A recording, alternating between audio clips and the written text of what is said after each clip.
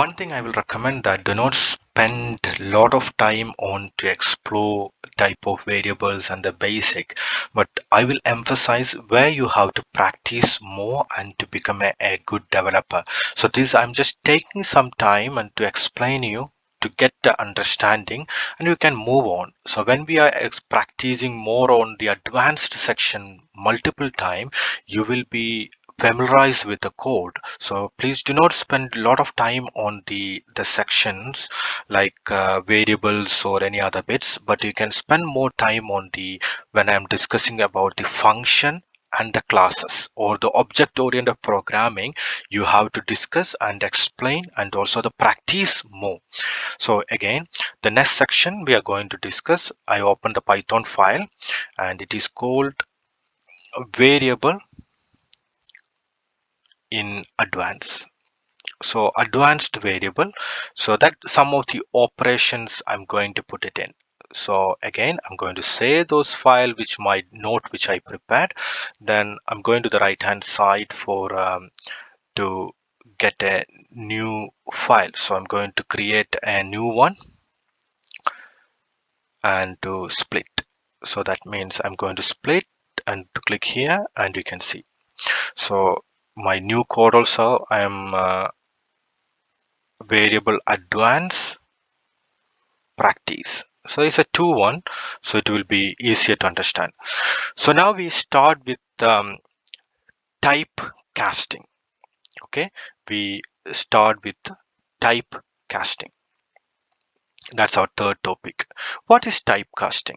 So for an example, if I say my age is 40, so that's like a integer whole number I save to the variable age, but I can convert that one to the string. So if I want to change that variable to the string, that's called cast typecasting.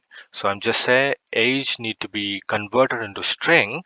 Then I would say my age was whole integer, but now onwards it is a age is string. So you can see that age is str age, so it will convert.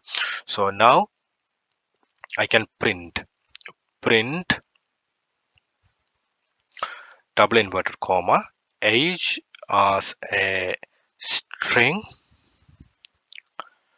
Then what you want to display, that put it in the comma age string. Sorry. So here you can see the difference. You see, whatever you are putting in the inverted comma, you will see as it is. I have to clear CLS. So whatever you are putting in the age or string in the double invert, sorry, quote or the double inverted comma or the double quote, it will as it is. And for the string on the variable, you don't have to type it, you just comma. If you want to comma and type and the inverted comma, you can say this is my variable, anything you can type. So whatever you can differentiate between the comma, we can change. So if you run this, you can see that age as a string, that's where you have put it is, and that age string, the value is 40, but this is a string actually. For an example, if you put type and age string, then save, you can see the age string is 40 and this is my variable.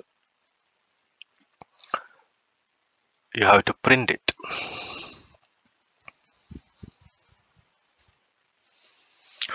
So if you print, you can see that that class is string. That class is string. So it is like a string. But if I print that one before, for an example, here, my type age, what is my type age?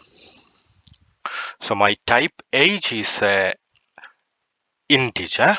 So this is, I would say, integer.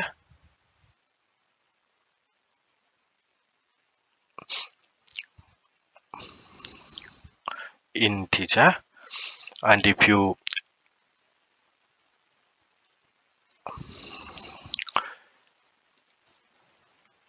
age string is my string. So that's the way we convert that into integer and string. So now you can see that class is integer or the age is integer. So for an example, you put the inverted comma and say age is integer.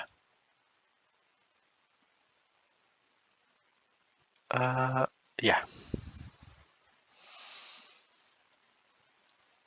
and age string, put it in the inverted comma. I'm going a bit slow to make you understand. So age string is, you can see that my age is integer and my age string is string. So that's the way we can convert from the integers to string. Or you can even then, if you want to convert my age string into the integer back, then I would say integer back equal to, I put int my age str, then it will convert back into integer. Then if I print uh, type, I would just copy and say my age or my integer back, what will be the type of my integer back, then you can see that will be integer. My integer back is integer. So you can convert it into integer to string by using str, that str to the integer by using int. And other example, you can see the convert string into float, you have to type float. So if you want to type my integer back into float, then you will say my float is equal. So you have to change that one to float, then integer back. Then you have to print float, or what was the variable, you just check. So what is the variable we put? My float. So my float value is, then we type of my float. This will give the value float.